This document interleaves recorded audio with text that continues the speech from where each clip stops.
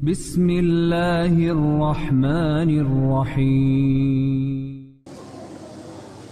بسم الله الرحمن الرحيم السلام عليكم ورحمة الله وبركاته.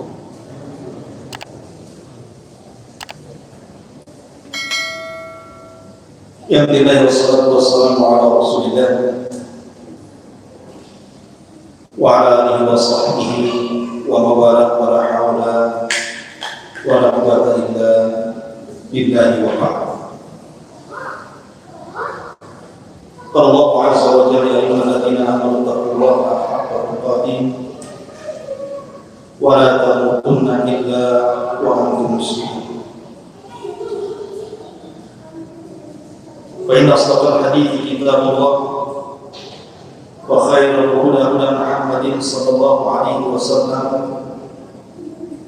وشر الأمور محدثاتها وكل محدثة بدعة وكل بدعة ضلالة وكل ضلالة في النار.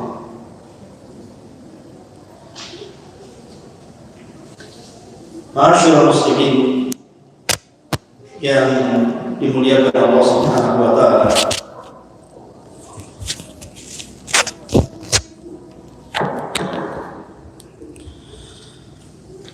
Alhamdulillah, pada malam hari ini kembali Allah Subhanahu wa taala memberikan nikmatnya kepada kita sehingga kita bisa kembali untuk duduk bertalabul ilmi di Masjid Nidaul Ilmi ini, dan kita masih meneruskan kajian kita, masih membahas tentang tanda-tanda dari tanda-tanda kiamat besar.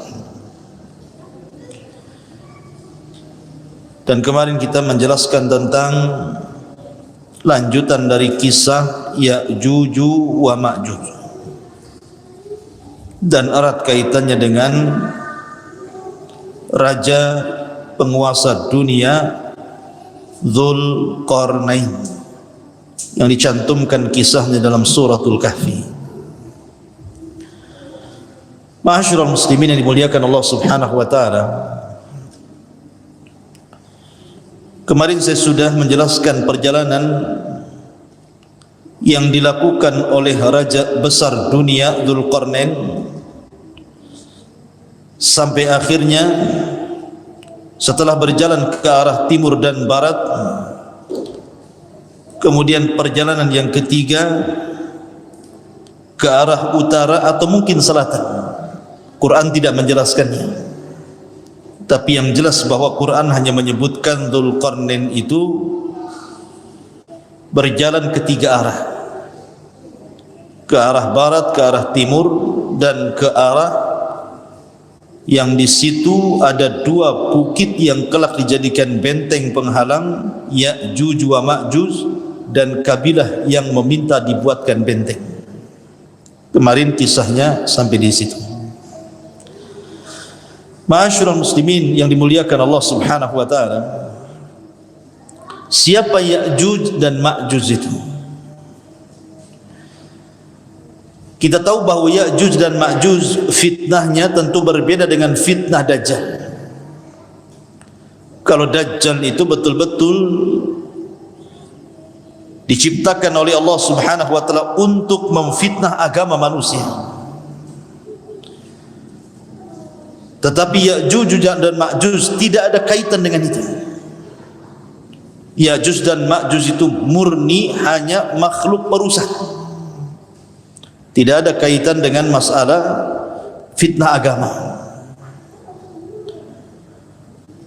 Ada yang mengatakan bahwa Ya'juj dan Ma'juj itu adalah al-ikhwatu lil ab, saudara kita dari jalur ayah. Maksudnya Adam alaihi salatu wassalam. Jadi ketika Adam alaihi salatu wassalam bermimpi basah, kemudian spermanya menumpah bumi, maka sperma yang menimpa bumi itulah yang kemudian menjadi Ya'juj wa Ma'juj. Sehingga ada yang mengatakan bahwa Ya'juj dan Ma'juj itu saudara kita seayah,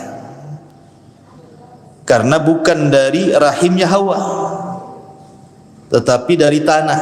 Cuman spermanya sperma Adam tumpah ke tanah jadi Ya'juj Ma'juj gitu. Tapi jelas pendapat ini sangat bertentangan sekali, karena kalau seperti itu berarti Ya'juj dan Ma'juj itu punya keistimewaan. Sebagaimana Isa tercipta tanpa ayah, kemudian Hawa tercipta tanpa ibu, maka Ya'juj Ma'juj nanti sekedudukan dengan Hawa. Mustahil kalau pendapat ini dibenarkan. Maka pendapat yang kuat wallahu alam bahwa Ya'juj wa Ma'juj adalah keturunan Yafis ibn Nuh alaihi salatu wassalam. Kita tahu bahwa Nuh alaihi salatu wassalam itu kan memiliki 4 putra. Yang satu kafir namanya Kan'an, yang kemudian mengikuti agama ibundanya, dan istrinya Nuh kafir. Tetapi yang 3 mukmin mengikuti agama Nuh. Syam yang merupakan bapa bagi bangsa Arab, terlahir dari Syam ini banyak kalangan para nabi dan rasul. Kemudian ada Ham. Dari Ham ini lahir orang-orang yang berkulit hitam. Kemudian yang ketiga ada Yafis. Dari Yafis ini lahir banyak kabilah, salah satunya adalah Ya'juj dan Ma'juj. Jadi Ya'juj dan Ma'juj itu keturunan Yafis putra Nuh alaihi salatu wassalam. Itu yang benar. Dia manusia sama dengan kita. Tetapi Allah Subhanahu wa taala berikan usia yang panjang. Dalam pengasingannya Ya'juj dan Ma'juj itu, karena mereka tidak bisa keluar sebab benteng yang menghalang mereka untuk keluar, Allah berikan usia yang panjang. Artinya bahwa mereka akan semakin banyak jumlah mereka dan populasinya di balik dinding yang dibuat Dzulqarnain itu, sehingga jumlahnya saking banyaknya tidak ada yang tahu kecuali Allah Subhanahu wa taala. Makanya ketika Allah Subhanahu wa taala menjelaskan tentang banyaknya jumlah mereka, Allah katakan dalam surah Al-Anbiya ayat 96, hatta idza futihat Ya'juj wa Ma'juj wa hum min kulli hadabin yansirun. Sehingga apabila benteng Ya'juj dan Ma'juj itu sudah dihancurkan, maka mereka akan datang seperti air bah yang turun dari ketinggian. Saking banyaknya Ya'juj dan Ma'juj itu sehingga tidak bisa dihitung berapa jumlahnya. Bahkan ketika Nabi Allah Adam alaihi salatu wassalam berdialog dengan Allah Azza wa Jalla dan mengatakan, ya Adam bi'sa ahli nar, wahai Adam, utuslah dari turunanmu para penghuni neraka. Adam alaihi salatu wassalam kaget karena di antara turunannya ada yang akan menjadi penghuni neraka. Kemudian Adam bertanya kepada Allah Azza wa Jalla, apa maksudnya? Maka Adam alaihi salatu wassalam kaget ketika Allah mengatakan, keluarkan dari 1000 keturunanmu 999 masukkan mereka ke dalam neraka dan 1 masukkan ke dalam surga. Jadi di setiap 1000 orang 999 masukkan ke neraka, 1 masukkan ke surga. Yang dimaksud 999 itu maksudnya dari Ya'juj wa Ma'juj dan 1 dari kita. Jadi perbandingan angkanya, kalau seseorang itu hendak melawan Ya'juj dan Ma'juj itu 1 lawan 999 Ya'juj dan Ma'juj. Kira-kira menang enggak tuh kalau kelahi 1 melawan 999? Enggak akan menang. Dikeroyok 10 orang itu udah mati. Ya. Ini 999, antum sendirian. Makanya Nabi SAW mengatakan, innakum taqulun la aduwa lakum.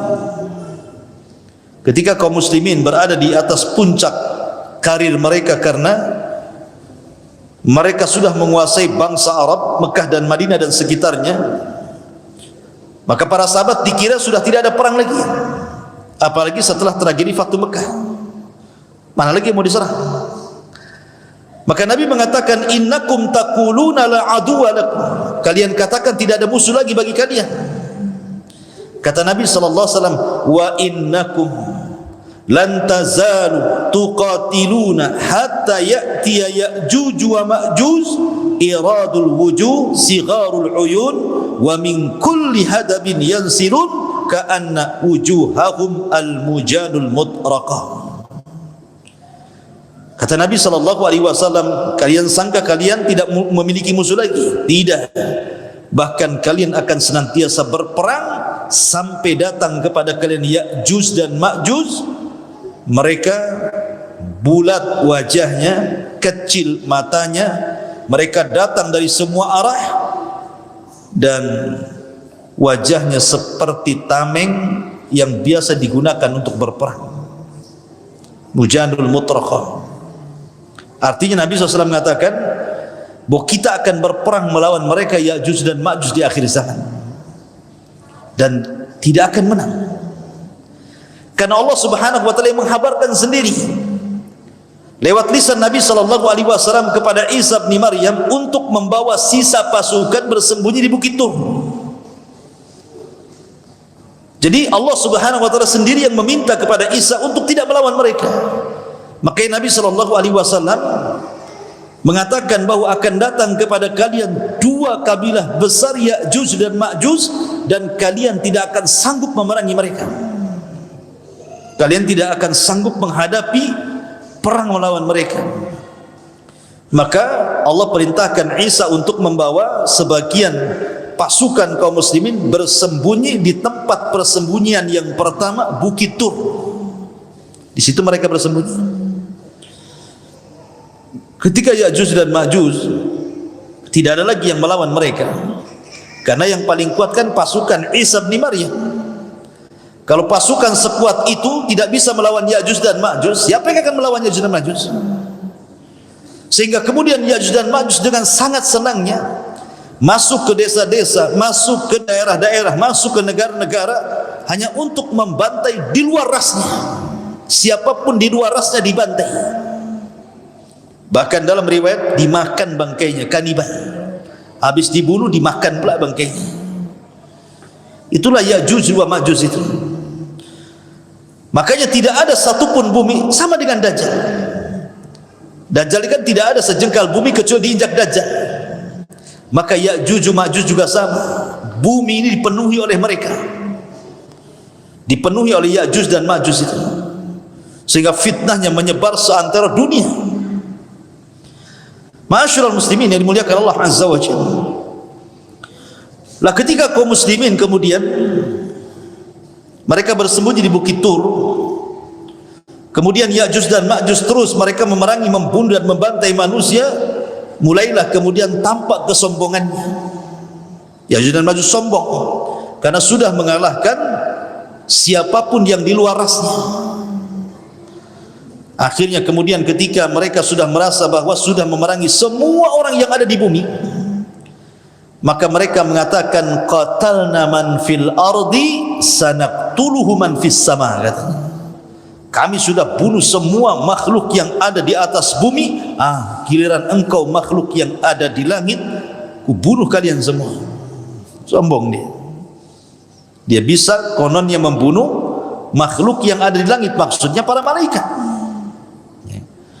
Akhirnya kemudian mereka pun mulai mengarahkan tombak-tombak mereka, panah-panah mereka, kemudian diarahkan ke langit. Subhanallah, Allah Subhanahu wa taala menyedot panah-panah itu sampai tembus ke awan-awan, sampai tidak nampak lagi panahnya itu, saking jauhnya, saking tingginya. Kemudian Allah Subhanahu wa taala kembalikan panah itu ke bumi dan Allah sudah lumuri di ujung-ujungnya dengan darah, seolah-olah Ya'juj dan Ma'juj berhasil membunuh makhluk yang ada di atas langit. Padahal itu adalah makarnya Allah.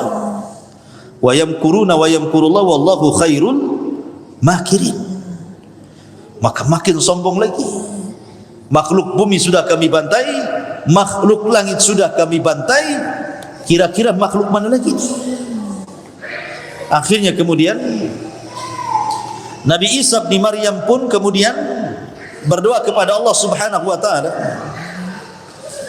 Kemudian setelah berdoa kepada Allah Subhanahu wa taala agar Allah memberikan pertolongan kepada mereka. Subhanallah, ada yang tertibkan. Jadi akhirnya kemudian Allah Subhanahu wa taala mengabulkan doa Isa bin Maryam. Doanya Isa bin Maryam agar Allah Subhanahu wa taala menghancurkan sehancur-hancurnya Ya'juj wa Ma'juj ini. Maka Isa terus berdoa sampai akhirnya betul-betul Allah Subhanahu wa taala azab Ya'juj wa Ma'juj ini dengan hanya mengutus hewan yang paling kecil, namanya nagof. Nagof itu semacam ulat. Ulat itu disebut nagof dalam bahasa Arab. Itu yang menghancurkan Ya'juj dan Ma'juj. Dan ingat tentara Allah Subhanahu wa taala, kalau kita melihat sejarah-sejarah, rata-rata binatang kecil yang diutuskan. Ketika pasukan Abrahatul Asram atau dikenal dengan Ashabul Fil hendak menyerang Ka'bah, siapa tentara Allah yang Allah utus? Ababil, burung-burung laut. Kemudian juga ketika Allah Subhanahu wa taala mengazab kaum Sabah karena kufurnya mereka kepada Allah Subhanahu wa taala, maka Allah Subhanahu wa taala mengutus siapa? Mengutus tikus-tikus sebesar kucing. Ada enggak tikus sebesar kucing? Mungkin tikus got tuh. Kan besar-besar tuh di Jakarta. Tikus istana pula. Bukan, tikus-tikus got itu kan besar-besar. Nampak kucing saja, kucing yang lari kalah besar. Ya. Jadi ada tikus-tikus sebesar kucing itu yang diutus oleh Allah Azza wa Jalla untuk menggerogoti Sad Ma'rib, bendungan yang ada di Ma'rib. Oh, kalau sekarang bendungannya udah canggih lah, pakai tembok. Tikusnya pun giginya rompang lah kalau zaman dulu kan pakai kayu. Jadi digerogoti habis. Jadi memang betul-betul diutus oleh Allah Azza wa Jalla tikus-tikus besar sehingga menggerogoti bendungan.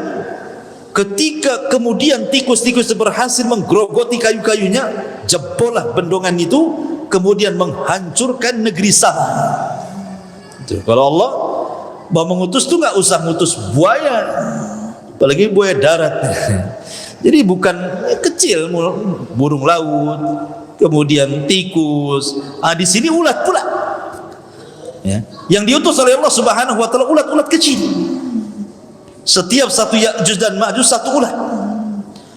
Allah Subhanahu wa taala sebar ulat di mana-mana di malam hari ketika Ya'juj wa Ma'juj sedang terlelap tidur. Tiba-tiba kemudian ulat itu bergerak, kemudian berjalan ke tengkuknya, kemudian menggigit tengkuknya dan berhasil masuk ke dalam tengkuknya dan menggerogoti otaknya. Subhanallah. Ini ulat apa ini? Tentu ulat di sini adalah tentara-tentara Allah Azza wa Jalla. Ketika pimpinannya Ya'juj dan Ma'juj mati karena kemasukan ulat di tengkuknya dan merusak otaknya, satu mati, semua mati. Subhanallah. Jadi kematiannya ada Ya'juj dan Ma'juj itu. Bukan sekarang ini yang satu mati, besok mati lagi, lusanya mati, minggu depan mati, enggak. Ini serentak matinya. Jadi kalau antum ini di Batam ini ada satu gardu listrik, satu kota Batam itu satu gardu gitu ya. Tiba-tiba kita matikan gardunya, maka satu kota Batam digelap. Jadi satu mati semua. Gitu kan aneh gitu ya. Nah, begitulah kuasa Allah Subhanahu wa taala. Ya'juj dan Ma'juj mati serentak sehingga tidak ada satu jengkal di bumi kata para ulama kecuali ada bangkainya. Saking banyaknya. Tidak ada satupun jengkal di bumi kecuali ada bangkai Ya'juj dan juga Ma'juj. Lah ketika kemudian Isa bin Maryam melihat berserakan jenazah-jenazah Ya'juj dan Ma'juj dan bangkai-bangkai Ya'juj Ma'juj itu, tentu semakin hari membusukkan begitu. Tetapi nikmat bagi para binatang buas. Jadi binatang-binatang semacam harimau, pemakan daging lah, elang dan yang lain, itu mereka merasa nikmat. Kenapa? Makanan banyak. Ya, jadi jasad-jasad Ya'juj dan Ma'juj itu karena tidak ada yang dikubur, sehingga menguntungkan binatang-binatang buas, sampai mereka dimakmurkan dengan memakan jasad-jasad Ya'juj dan Ma'juj. Maka Isa pun berdoa kepada untuk dibersihkan jasad-jasad itu. Setelah berdoa, tiba-tiba Allah Subhanahu wa taala kirimkan burung-burung besar sebesar unta, kemudian setiap satu burung membawa satu jasad, kemudian dilempar entah berantah, ada yang mengatakan di lautan, wallahu alam, sampai akhirnya bumi tidak ada satupun jiwa dan bangkai Ya'juj dan Ma'juj, bersih-bersih. Tetapi tentu sisa-sisanya masih ada, mungkin darahnya, mungkin nanahnya gitu, kalau sudah membusuk gitu ya. Maka Allah Subhanahu wa taala kirimkan hujan yang sangat deras. Kemudian hujan itulah membawa berkah, membersihkan sisa-sisa Ya'juj wa Ma'juj, dibersihkan dengan hujan itu. Maka setelah terjadi hujan itu, Allah betul-betul suburkan tanahnya, Allah betul-betul murnikan tanahnya, kembali lagi buah-buahannya tumbuh besar-besar, ternaknya gemuk-gemuk, makanan di mana-mana. Setelah peristiwa Ya'juj dan Ma'juj, karena Isa bin Maryam masih hidup beberapa tahun kemudian, dan Nabi SAW bersabda, tuba liman asya ba'dal masih, beruntung orang-orang yang hidup di masa al-masih Isa bin Maryam. Sampai-sampai suburnya tanaman itu, kalau seandainya seorang itu memakan buah delima, maka 10 orang masuk ke cangkangnya. Antum pernah buah delima? Buah delima itu satu kepal gini saja. Tapi nanti di masa Isa bin Maryam, setelah kehancuran Ya'juj dan Ma'juj itu, delimanya besar. Jadi cangkangnya saja 10 orang bisa masuk dalamnya. Berarti kan besar isinya, itu satu kampung tuh baru habis. Itu delima, gimana duriannya? Antum bisa masuk ke cangkangnya Bang Gari, makan di cangkangnya, kenyang-kenyang durian itu. Bisa tidur sama durian tuh kalau segede gitu ya. Cangkangnya 10 orang bisa masuk. Artinya bahwa memang saat itu diberkahi, betul-betul diberkahi. Makanya Rasul mengatakan tuba liman asya ba'dal masih, beruntung orang-orang yang hidup di masa Isa bin Maryam. Mereka menyaksikan bagaimana suburnya alam semesta ini, seolah dikembalikan kepada awal penciptaan. Buahnya besar-besar, binatangnya gemuk-gemuk gitu ya. Memang betul-betul Allah Subhanahu wa taala suburkan. Lah ketika Ya'juj dan Ma'juj ini selesai fitnahnya dan jasadnya sudah dibuang entah berantah oleh burung-burung unta dan bumi sudah dibersihkan, maka Isa bin Maryam betul-betul menegakkan keadilan. Maka memaksa orang-orang yang di luar daripada Islam hanya dengan 2 pilihan, masuk kau ke dalam Islam atau kubunuh. Tidak ada jizyah lagi. Nanti di akhirat itu tidak ada jizyah, maksudnya tidak ada upeti. Kalau di zaman Nabi SAW kan, di zaman sekarang kan bayar upeti. Kamu mau masuk Islam? Tidak, gak apa-apa, tapi tolong bayar upeti. Kalau tidak juga bayar upeti, baru kita perang. Tapi nanti di akhir zaman tidak ada namanya jizyah upeti itu. Yang ada masuk Islam atau mati. Kan enak. Masuk Islam atau mati. Makanya banyak ahlu kitab itu yang tidak punya pilihan. Kalau mereka tidak mau masuk Islam, dibunuh. Tapi kalau mereka masuk Islam, mereka selamat. Makanya sebagian besar ahli kitab nanti di akhir zaman, mereka akan mengikuti syariat Muhammad SAW atas jasa Isa bin Maryam, sebagaimana terisyarat dalam Al-Quranul Karim, wa im min ahlil kitab illa la yu'minanna bihi qabla mautihi.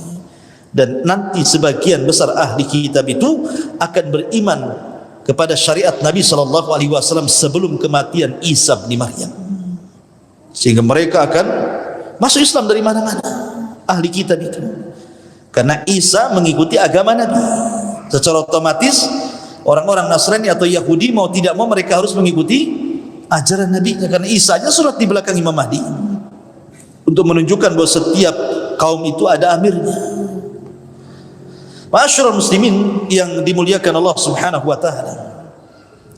Ada sebuah hadis yang tercantum dalam Sahih Bukhari dari Zainab bintu Jahsin. Nabi sallallahu alaihi wasallam bersabda, "Wailun lil arabi min syarri qad iqtarab." Kata Rasul, celaka bagi bangsa Arab, keburukan telah mendekati mereka. Ini di zaman Nabi. Rasul mengatakan celaka bagi bangsa Arab, keburukan yang besar sedang menerpanya. Kemudian Nabi mengatakan, fataha min radmi ya'juj wa ma'juj mithla hadhi wa halaqa bi isba'aihi al-ibham wallati taliha. Qalat Zainab faqaltu ya Rasulullah. Kemudian faqultu ya Rasul anuhlika wa fina salihun. Qala na'am idza kathura al-khabath. Jadi kata Zainab bintu Jahsin, dia mengatakan suatu ketika Nabi sallallahu alaihi wasallam pernah masuk sehingga mengejutkan para sahabat. Kemudian mengatakan la ilaha illallah. Celaka bagi bangsa Arab, keburukan telah dekat menimpa mereka. Kemudian kata Nabi sallallahu alaihi wasallam, sungguh telah terbuka sedikit dari benteng Ya'juj wa Ma'juj. Kemudian Nabi melingkari jempolnya, kemudian menggabungkan dengan telunjuk dan membuat lingkaran seperti ini. Kata Nabi sallallahu alaihi wasallam, bentengnya Ya'juj dan Ma'juj di zaman Rasul sudah berhasil dilubangi seperti ini, sebesar ini. Jadi mereka bisa ngeker tuh dari luar, dari dalam keluar itu. Itu di masa Nabi tuh. Bagaimana di masa sekarang kan gitu ya? Di masa Nabi saja sudah 1 dirham tuh, sudah berlubang sebegini. Ya. Otomatis maka semakin mendekati kiamat lubang itu semakin besar.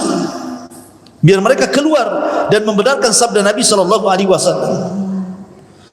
Maka kata Zainab, la ilaha illallah, celaka bagi bangsa Arab, sungguh keburukan telah dekat. Di mana tembok Ya'juj dan Ma'juj telah menjadi lubang sebesar begini, kata Nabi sallallahu alaihi wasallam. Kemudian kata Zainab, ya Rasulullah, apakah kita akan dihancurkan sementara banyak di antara kita orang-orang soleh? Maka Rasul mengatakan, ya, kalau keburukannya lebih banyak dibandingkan orang solehnya. Kalau orang solehnya diam, tidak kemudian al-amru bil ma'ruf wan nahyu 'anil munkar, maka justru itu pula yang mengundang azab Allah Subhanahu wa taala. Karena azab itu kalau ditimpakan bukan hanya terkena orang dolim saja, tetapi orang baik pun terkena imbasnya. Ma'asyiral muslimin yang dimuliakan Allah Subhanahu wa taala, itulah cuplikan dari kisah Ya'juj dan juga Ma'juj. Dan ini sering saya ulang-ulang biar paham. Nah, setelah kemudian Isa bin Maryam, kan Isa bin Maryam ini ada yang mengatakan berkuasa 40 tahun, tapi ada yang mengatakan 7 sampai 8 tahun. Kemudian meninggal, dan sebelumnya Imam Mahdi meninggal. Maka ketika dua manusia ini meninggal, Imam Mahdi meninggal, kemudian disusul Isa bin Maryam meninggal, sementara tugas Isa itu sangat berat sekali. Akhirnya kemudian orang pun membawa diri masing-masing. Ada yang tetap mempertahankan keimanannya, ada yang sedikit demi sedikit kufur. Sedikit demi sedikit kufur dia. Lah yang kufur ini diingatkan oleh Allah Azza wa Jalla. Diingatkan dengan apa? Dengan adanya dukhan, dengan adanya asap yang pekat yang berasal dari langit, yang Allah Subhanahu wa taala katakan fartaqib yauma ta'tis sama' bidukhanin mubin. Sebenarnya dukhan ini hanya peringatan kepada orang-orang yang tadinya beriman kemudian kufur. Tetapi tanda-tanda kekuasaan Allah Subhanahu wa taala terkadang tidak menjadikan orang-orang itu kembali beriman, malah justru makin kufur. Harusnya dukhan itu Dukhan yang ditampakkan di langit itu menjadikan orang-orang itu kembali kepada Allah Azza wa Jalla. Sehingga sebagian mereka berdoa, Allahumma kshif anna, ya Allah singkapkan dari kami dukhan-dukhan itu. Akhirnya Allah Subhanahu wa taala mengangkat dukhan dan hilanglah dukhan. Tapi apa yang terjadi? Doa-doa mereka sia-sia saja. Karena setelah berdoa dan diangkatnya dukhan, bukannya bertobat, makin merajalela kemaksiatannya. A'angdzartahum am lam tunzirhum la yu'minun. Ketika dukhan sudah tidak ada, mereka pun rupanya tidak membuat sadar dengan itu. Padahal dalam riwayat itu, kalau orang yang mukmin, yang muslim, yang menghisap itu, maka paling tinggi pilek saja. Tapi kalau orang kafir, munafik yang menghisap dukhan itu, maka mereka akan mengalami kesakitan yang luar biasa, bahkan bisa mengalami kematian.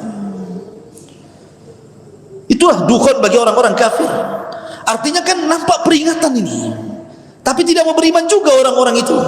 Lah karena dengan dukhan tidak mau beriman inilah, maka Allah Subhanahu wa taala ingatkan dengan tanda-tanda kiamat besar setelah dukhan. Apa itu? Allah Subhanahu wa taala terbitkan matahari dari arah barat. Terjadi silang pendapat antara kemunculan binatang yang bisa bicara yang keluar dari perut bumi dan antara terbitnya matahari dari arah barat. Ada yang mengatakan binatang itu keluar, baru kemudian terbit matahari dari arah barat. Ada yang mengatakan, kata para ulama akidah itu, matahari dulu terbit dari arah barat, 3 hari setelahnya atau 2 hari setelahnya baru kemudian muncul binatang yang melata yang keluar dari perut bumi itu. Wallahu alam, yang jelas jaraknya berdekatan, antara 2 sampai 3 hari saja. Begitu dalam hadis Nabi SAW dijelaskan jaraknya hanya 2 sampai 3 hari saja antara matahari terbit dari arah barat dan antara keluarnya binatang yang keluar dari perut bumi yang disebut dengan dabatun minal ard, binatang melata yang bisa bicara. Ma'asyiral muslimin yang dimuliakan Allah Subhanahu wa taala, dikisahkan dalam beberapa literatur akidah tentang peristiwa terbitnya matahari dari arah barat. Ikhwan, Allah Subhanahu wa taala banyak bersumpah dalam Al-Qur'an dengan matahari kan? Bahkan ada satu surat namanya matahari. Surat apa? Asy-Syams. Allah mengatakan wasyamsi wa duhaha wal qamari idza talaha wan nahari idza jallaha wal laili idza yaghshaha. Allah katakan wasyamsi wa duhaha. Matahari Allah jadikan sumpah. Karena matahari ini sebenarnya banyak faedahnya, ikhwan. Kalau orang-orang yang beriman dan memiliki akal ketika melihat matahari, maka matahari itu sebenarnya mengingatkan kita akan kiamat. Karena ketika terjadi hari kiamat, ikhwan, bintang-bintang itu semua berjatuhan dan bertabrakan. Sebagaimana Allah Subhanahu wa taala katakan, wa idzal kawakibun tatharat. Dan apabila bintang itu berhambur-hamburan, berjatuh-jatuhan, bertabrak-tabrakan. Bintang semua jatuh, tapi matahari dan bulan tidak. Matahari dan bulan tidak dijatuhkan dan tidak ditabrakan.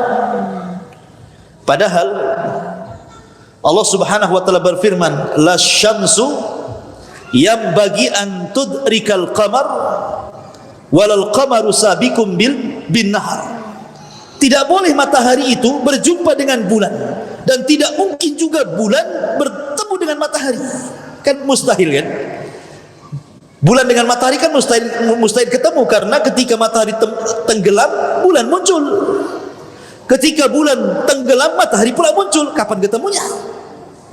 Tapi nanti pada hari kiamat, Allah Subhanahu wa taala berfirman, wa jumi'asy syamsu wal qamar. Wa jumi'asy syamsu wal qamar. Matahari dan bulan itu dijadikan satu. Untuk apa matahari dan bulan dijadikan satu? Untuk diletakkan di kepala-kepala manusia saat manusia dikumpulkan di padang mahsyar. Manusia akan dekat 1 mil di atas kepala. Sampai perawi hadis ketika menceritakan tentang matahari di atas kepala itu, ketika memaknai makna 1 mil, apakah mil itu jarak yang ma'ruf sekian kilo 1 mil? Ataukah yang dimaksud mil itu artinya alat untuk bercelak? Kan ada gagang celak itu disebut mil dalam bahasa Arab. Kalau seandainya mil itu adalah gagang celak, berarti nggak sampai 1 jengkal matahari di atas kepala itu. Karena kan gagang celak kecil segini saja. Emang seberapa gagang celak? Ya.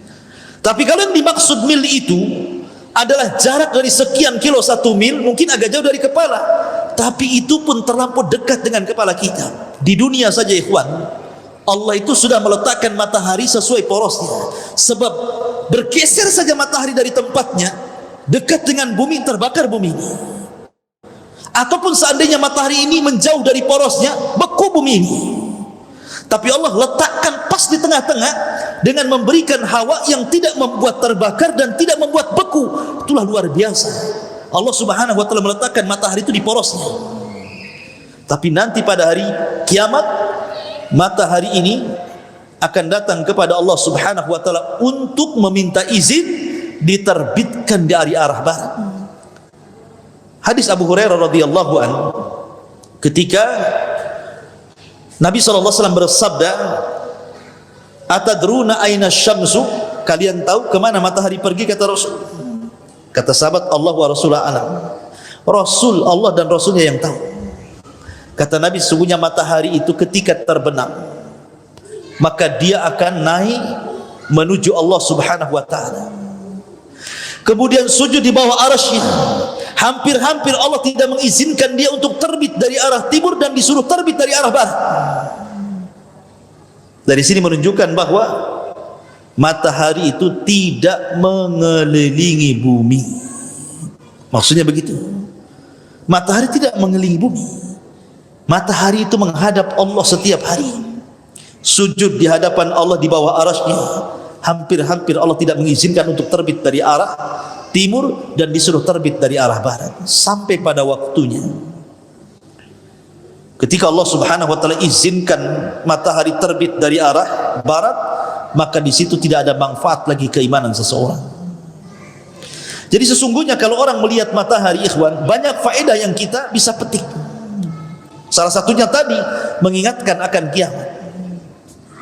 Kemudian juga matahari juga mengingatkan kepada kita tentang lemahnya kita di hadapan Allah Subhanahu wa taala. Jangankan di hadapan Allah, di hadapan makhluknya saja kita lemah. Coba matahari itu ketika terang-terangnya di atas sana kan, antum jangan pakai kacamata hitam, antum pandang matahari selama-lamanya. Kira-kira apa yang terjadi dengan mata antum itu? Bisa mengalami kebutaan nih kawan, ya kan? Menunjukkan kita lemah di hadapan matahari. Kita nggak kuat loh. Gimana kemudian melihat yang menciptakannya? Makhluknya saja baru matahari kita sudah lemah. Bagaimana dengan zat yang menciptakan matahari? Lebih lemah lagi kita. Karena Allah Subhanahu wa taala itu punya tabir, dan tabir antara dia dengan kita itu cahaya. Kalau seandainya tabir tersingkap, kata Rasul, la akhraqat ma bainas sama'i wal ardi. Satu langit satu bumi akan terbakar semuanya. Itu kalau Allah, itu baru hijabnya. Baru hijabnya itu, baru penutupnya. Sudah membakar antara langit dan bumi. Dari sini ma'asyiral muslimin yang dimuliakan Allah Azza wa Jalla, bahwa salah satu faedah matahari itu adalah menunjukkan kelemahan kita di hadapan Allah Subhanahu wa taala. Kemudian juga matahari ini kalau kita perhatikan, satu di antara tanda-tanda kiamat. Karena di akhir zaman kata Nabi SAW itu akan terjadi banyak gerhana dan banyak gempa. Gerhana dan gempa. Karena bahasa hadis itu maskhun wa khasfun wa qadfun, kan itu. Akan terjadi maskhun, kemudian khasfun wa qadfun. Kalimat khasfun kalau diarahkan ke langit maka menjadi gerhana, khusuf. Makanya ada solat khusuf. Ada juga yang menggunakan kaf, solat khusuf. Tapi kalau diarahkan ke bumi artinya gempa. Berarti di antara tanda-tanda kiamat itu sering bermunculan gerhana matahari atau bulan, atau sering terjadi gempa. Dan di zaman Rasul yang namanya gerhana itu lambat, ikhwan. 10 tahun sekali baru ada gerhana matahari. Tapi sekali ada gerhana matahari bertepatan pula dengan kematian putra Rasul Ibrahim. Maka orang pun memprediksi ini jangan-jangan gerhana ini gara-gara kematian anaknya Nabi. Maka Rasul bangkit dan mengatakan tidak. Gerhana itu bukan karena hidupnya seseorang, bukan pula karena matinya seseorang, tapi gerhana didatangkan untuk menakut-nakuti hamba-hamba Allah. Masalahnya yang ditakut-takuti tidak takut, malah selfie pula dengan matahari, selfie dengan bulan. Yang ditakuti tidak takut nih masalahnya. Berarti memang orang-orang sekarang memang berani-berani, tidak takut dengan Allah subhanahu wa ta'ala. Karena Allah nakut-nakuti, dia tidak takut ya. Harusnya kita takut kepada Allah azza wa jalla. Subhanahu wa bihamdika asyhadu an la ilaha illa anta astaghfiruka wa atubu ilaik. Allahu ta'ala alam. Assalamualaikum warahmatullahi wabarakatuh.